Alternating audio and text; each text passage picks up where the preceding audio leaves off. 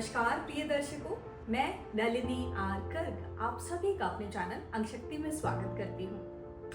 हम अपने एस्ट्रोलॉजी के मार्ग में अब आगे बढ़ सकते हैं। हमने एस्ट्रोलॉजी के बेस 3 एलिमेंट्स को जाना, हमने सभी भावों को एक एक करके समझा, हमने 9 प्लैनेट्स के कारक तत्वों को जाना और हमने 12 राशियों के विषय में अब तक बात की। अब हम इन सब को मिलाकर किस तरह से प्रेडिक्शंस की जाती हैं उस पर चर्चा करेंगे। तो अब इस सीरीज की शुरुआत में करने लगी हूं जिसमें हम सभी प्लैनेट्स की बात करेंगे। जब वो विभिन्न हाउसेस में 12 भावों में बैठेंगे तो किस तरह की पॉसिबिलिटीज रहेंगी, किस तरह के रिजल्ट्स आ सकते हैं। जब मैं कह रही हूँ कि पॉसिबिलिटीज कैसी रहेंगी, तो यहाँ पर हम सिर्फ और सिर्फ प्लैनेट्स और हाउसेस की बात कर रहे हैं। हम ना तो किसी कंजंक्शन के विषय में बात करेंगे, ना ही आपसी मित्रता और शत्रुता प्लैनेट्स की डिस्कस की जाएगी।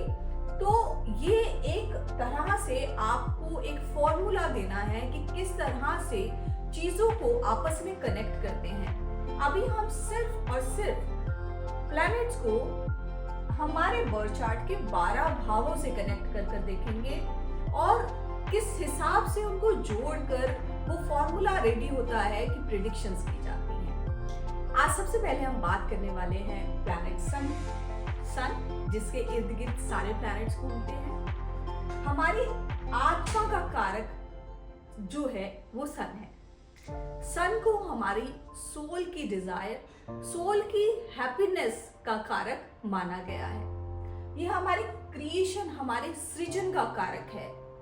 तो सन जिस भी भाव में बैठेगा वो कहीं ना कहीं इंडिकेट करेगा हमारे धरती पर आने का, हमारी सोल का क्या पर्पस है, उसकी क्या डिजायर है, उसको किस चीज में खुशी मिलेगी। तो जानते हैं सबसे पहले सन को और उसके बाद सन के प्रभावों को ऑल 12 हाउसेस में। सबसे पहले बात करेंगे सन के वर्ण की। इसका वर्ण क्या है? अब देखिए, जैसे हमारा समाज 4 वर्णों में बटा हुआ था, वैसे ही प्लैनेट्स को भी वर्ण दिए गए हैं। तो जो सन की बात करें तो सन का जो वर्ण है वो है क्षत्रिय वर्ण, वॉरियर। अगर गुण की बात करें तो वो सत्व गुणी है और एक बड़ा ही पायस प्लैनेट है, बड़ा ट्रुथफुल प्लैनेट है, न्यायकारी प्लैनेट है।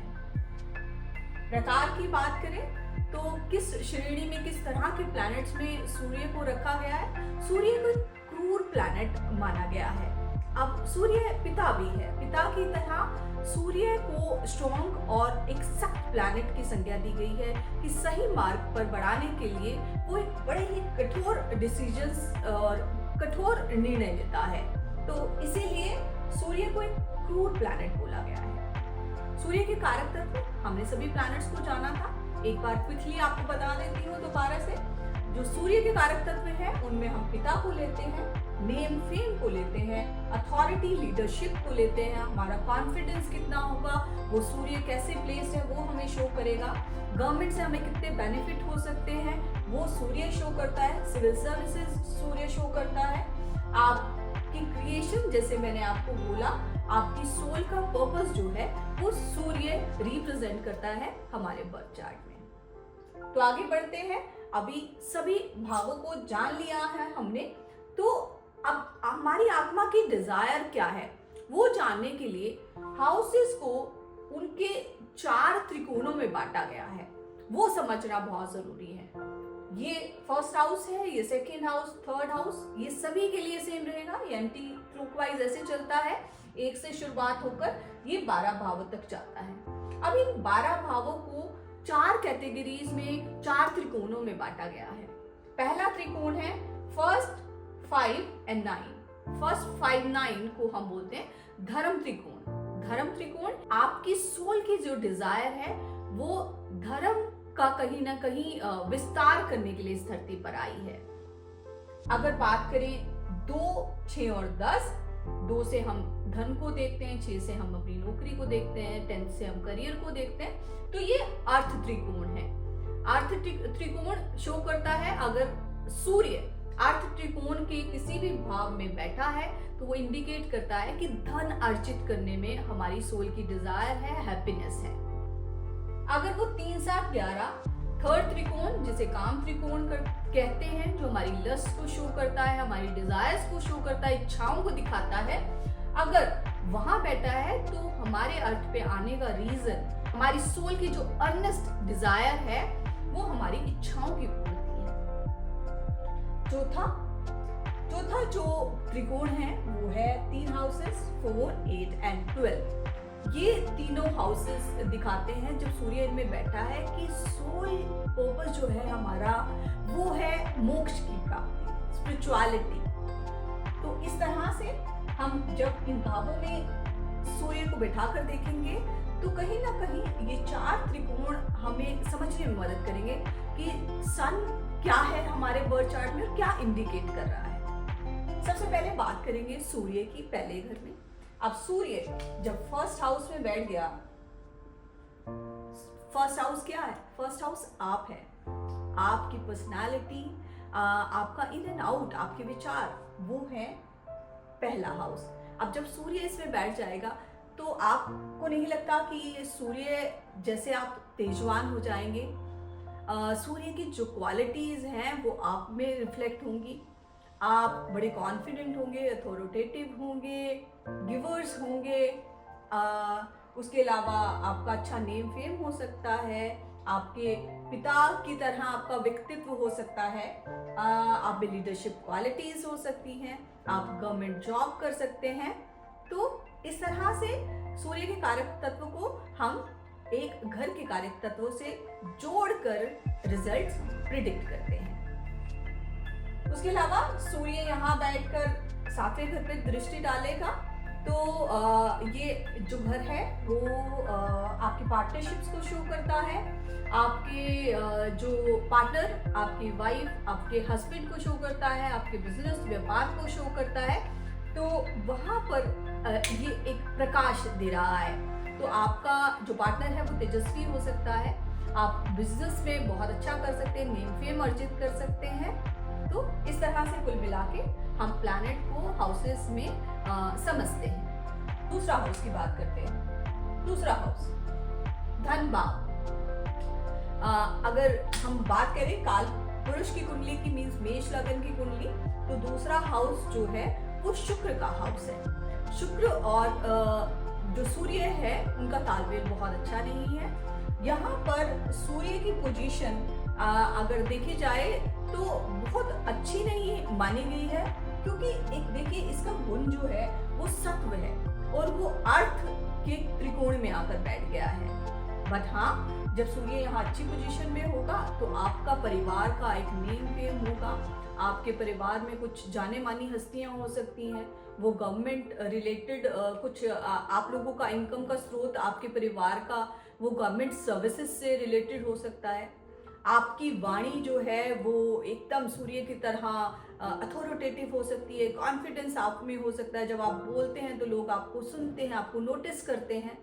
आपका खान पान जो होगा वो भी सूर्य से डोमिनेट होगा, तो आप ऐसा ही ठंडा खाना या फिर अच्छा खाना ना होना, किसी भी तरह के खाने को लेकर आप बहुत पर्टिकुलर हो जाएंगे। एक राजा, एक किंग की तरह आपको खाना पसंद होगा, एक अच्छा सात्विक साफ सुथरा भोजन जो है वो आपको पसंद होगा जब सूर्य सेकंड भाव में होगा। हाँ, तो फॉर श्योर आप खाने के साथ कॉम्प्रोमाइज नहीं करेंगे, राजा किसी चीज में कॉम्प्रोमाइज नहीं करता है।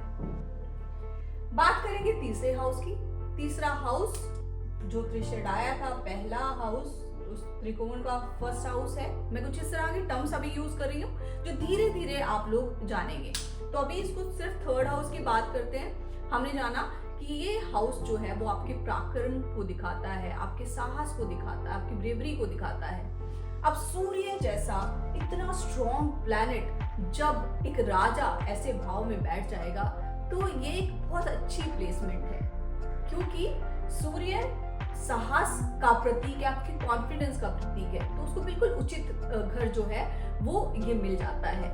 आपके जो छोटे सिबलिंग्स हैं वो इसको भी दर्शाता है। आप अपने सिबलिंग्स के साथ बहुत अटैच्ड हो सकते हैं, आपके सिबलिंग्स जो हैं वो तेजस्वी हो सकते हैं, आपकी सोल डिजायर या सोल की हैप्पीनेस है वो छोटे छोटे ट्रेवल्स में हो सकती है, बिकॉज ये ट्रेवल्स का भी भाव है। तो ये थर्ड भाव, जब सेकंड भाव आपकी स्पीच है, थर्ड भाव आपकी कम्युनिकेशन है। आप जो बोलेंगे, जो लिखेंगे, वो सूर्य की भांति तेजवान प्रकाश वाला, और लोग उसको नोटिस करें, इस तरह की आपकी कम्युनिकेशन रहेगी। बात करेंगे सूर्य की चौथे घर में, फोर्थ हाउस, माँ का घर। ये अगर काल पुरुष की कुंडली में देखा जाए तो ये जो है वो कैंसर लगन बनता है, और इसको रूल करते हैं वो है मून। तो ये माँ का घर इसको बोलते हैं हम लोग। यहाँ पर जब सूर्य आके बैठ जाएंगे तो देखिए माँ के घर में कहीं ना कहीं सूर्य आ गए, और मून को रानी भी बोला जाता है, सूर्य को राजा। तो सूर्य जब माँ के घर में आ जाते हैं तो थोड़े डायरेक्शन लेस हो जाते हैं। ये मोक्ष त्रिकोण है, तो यहाँ आके सूर्य एक थोड़ी रिलैक्स्ड पोजीशन में आ जाते हैं। घरों के काम में उनका बड़ा इंटरेस्ट रहता है, अपने घर को अपने घर को सजा कर संवार कर रखना। और उसके अलावा जब फोर्थ हाउस में जब हम सूर्य देखते हैं तो ये भी हो सकता है आपकी मदर जो है वो सूर्य की तरह हो, आपके पिता की तरह जिम्मेवारी लेने वाली हो, अथॉरिटेटिव हो, लीडर हो, वो किसी गवर्नमेंट जॉब में हो सकती है। तो ये है सूर्य के प्रभाव, कुछ प्रभाव चौथे हाउस में। पांचवा घर हमारे पूर्व पुण्यों का घर। अब काल पुरुष की कुंडली या जिसे हम मेष कुंडली बोलते हैं, वो देखिए वहां पर ये सूर्य का अपना घर है। पांचवी राशि लियो, जिसको रूल करते हैं सूर्य, तो अपने घर में आकर बैठ गए हैं। तो यहाँ धर्म त्रिकोण में आकर बैठ गए हैं, तो राइटियस होना बनता है। एजुकेशन बहुत अच्छी हो सकती है, बहुत नेम फेम वाले इंस्टीट्यूट से आप पढ़ सकते हैं जब सूर्य यहाँ पर है। आपके पिता की एजुकेशन बहुत अच्छी हो सकती है, या आपकी एजुकेशन आपके पिता की तरह हो, ये भी हो सकता है जो सूर्य पांचवें घर में है। और ये जो है वो ये हमारे बच्चों को दिखाता है, ये घर हमारी प्रोजनी को दिखाता है। सूर्य प्रोजनी को सपोर्ट करता है, तो देयर आर हाई चांसेस कि आपको पहला पुत्र की प्राप्ति हो जब सूर्य यहाँ पर एक अच्छी पोजीशन में बैठा हुआ है। आपके बच्चे भी तेजवान हो सकते हैं, आपकी तरह आपके नक्शे कदम पर चलने वाले हो सकते हैं। तो सूर्य की प्लेसमेंट पांचवें घर में बहुत अच्छे रिजल्ट्स देती है। अगर बात करें सूर्य की छठे भाव में, छठा भाव क्या है? छठा भाव है रोग, रिपु, ऋण, अगेन दुश्मनों का घर।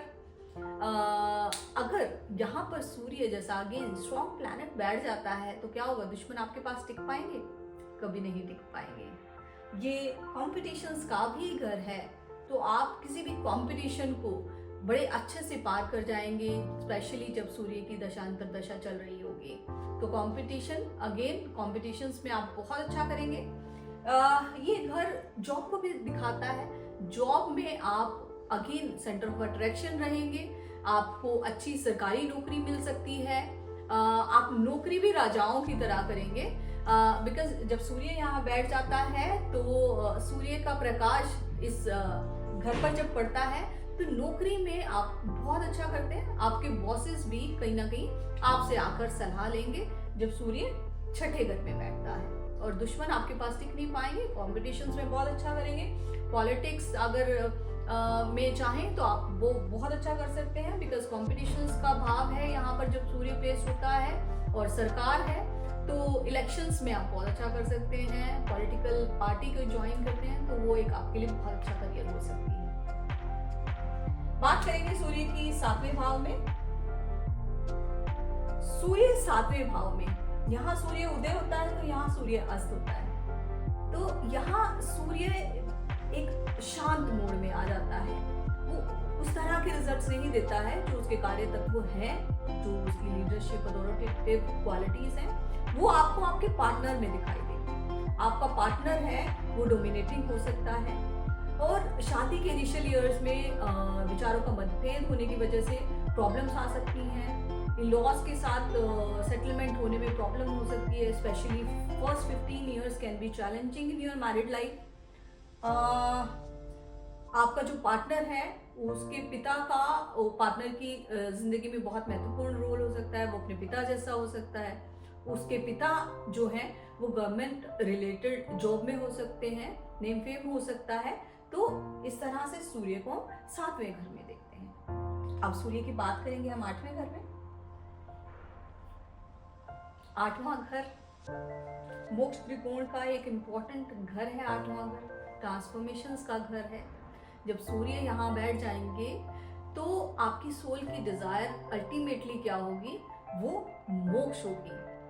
स्पिरिचुअलिटी से जुड़े होंगे आप। और ये सूर्य जो है वो प्रकाश है और इसको हम बोलते हैं, यहाँ एक डीप अंधकार है इस घर में, एक रहस्यों का घर है। जब सूर्य यहाँ पर बैठ जाएंगे तो क्या होगा, आप अपनी बातों को छिपा नहीं पाएंगे, आप सबको सब कुछ बता देंगे। और सूर्य बहुत डायरेक्ट बोलता है, बिल्कुल मैनिपुलेटिव नहीं होता है। तो उस तरह की चीज़ें आप देख सकते हैं जब सूर्य 8वें भाव में हो। एस्ट्रोलॉजिकल ऑकल्ट सीखने के लिए एक अच्छा भाव है, वहाँ से आप धन अर्जित कर सकते हैं, बिकॉज यहाँ से बैठ के धन भाव को भी सूर्य देख रहा है। पिता के घर से ये 12वां घर है, तो पिता के लिए अच्छा नहीं होगा।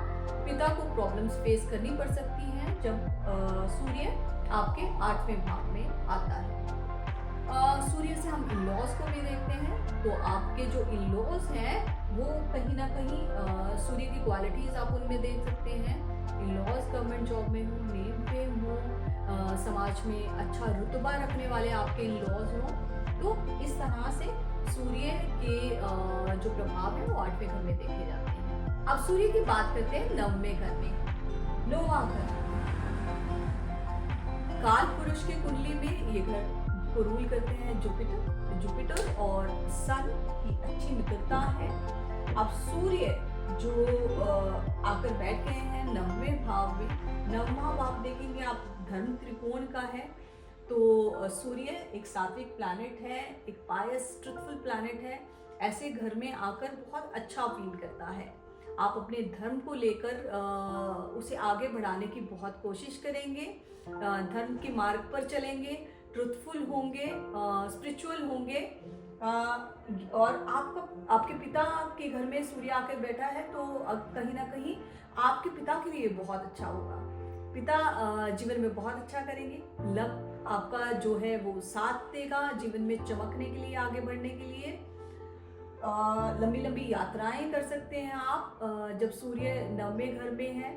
आप एक अच्छे काउंसलर हो सकते हैं, बड़े जन संप्रदाय को संबोधित कर सकते हैं अपनी वाणी से, अपने विचारों से, अपनी पर्सनालिटी से। बहुत अच्छे काउंसलर आप कहीं ना कहीं साबित हो सकते हैं जब सूर्य 9वें भाव में है। बात करते हैं सूर्य की 10वें घर में। 10वां घर क्या है? 10वां घर हमारा करियर है। यहाँ पर सूर्य दिग्बली हो जाते हैं, उन्हें दिशा बल मिल जाता है जब सूर्य 10वें भाव में आकर बैठते हैं। करियर में जब सूर्य आकर बैठ गए तो आप चाहे नौकरी करें, आप चाहे बिजनेस करें, आप उसमें चमकेंगे, आप सेंटर ऑफ अट्रैक्शन रहेंगे। ये आपके स्टेटस और अथॉरिटी को भी दिखाता है, तो आपका एक रुतबा होगा, स्टेटस होगा समाज के अंदर। आप गवर्नमेंट रिलेटेड काम कर सकते हैं, आप सिविल सर्विसेज में हो सकते हैं। बात करेंगे सूर्य की 11वें घर में। 11वां घर हमारी इच्छाओं को दिखाता है। ये काम त्रिकोण का जो है एक महत्वपूर्ण घर है। यहाँ से हमारे गेज देखे जाते हैं, हमारे बड़े सिबलिंग्स देखे जाते हैं। तो यहाँ हो सकता है आपका बड़ा भाई हो, तो सूर्य की तरह प्रकाशवान हो, आपकी सारी डिजायर्स को पूरा करता है। बिकॉज जब देखा जाए अर्थ त्रिकोण में जब सूर्य बैठता है या काम त्रिकोण में बैठता है तो बड़े अच्छे रिजल्ट्स देता है। इस तरह का स्ट्रॉन्ग प्लैनेट आपकी इच्छाओं की पूर्ति में बहुत सहयोग करेगा।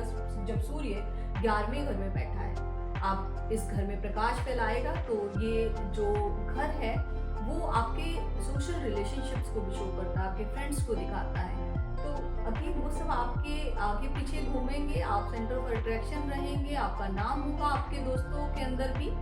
तो कुल मिलाकर ये एक बहुत अच्छी प्लेसमेंट है सूर्य की जब सूर्य 11वें भाव में बैठता है। बात करेंगे सूर्य की 12वें भाव में। 12वें भाव में अगेन अब देखिए मोक्ष के भाव में आकर बैठ गया है यहाँ पर सूर्य। और ये घर भी अगेन बृहस्पति का घर है अगर हम काल पुरुष की कुंडली में देखें तो। अब यहाँ पर आपकी सोल का पर्पस, आपकी जो अंदरूनी खुशी है वो आपको किस में मिलेगी? वो आपको मिल सकती है कि आप मोक्ष की तरफ अग्रसर रहें, चीज़ों को छोड़ने में, लेट गो में बिलीव करें।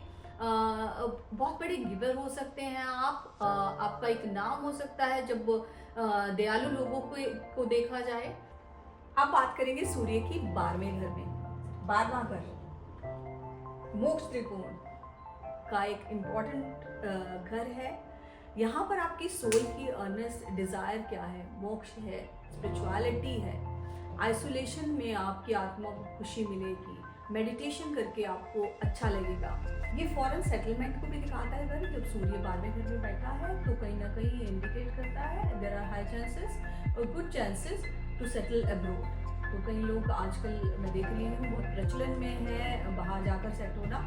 तो आप 12वें घर से आप अपनी फॉरेन सेटलमेंट देख सकते हैं। जब कोई अच्छा प्लैनेट अच्छी तरह से एक मित्र राशि में बैठा है, एक स्ट्रॉन्ग होके बैठा है, तो फॉर श्योर आप फॉरेन सेटलमेंट कर सकते हैं। तो 12वें घर में सूर्य इस तरह के रिजल्ट्स देंगे, फॉरेन सेटलमेंट को दिखाते हैं। हाँ, बट आपकी सोल की अर्नेस्ट डिजायर जो है वो कहीं ना कहीं मुक्ति में है।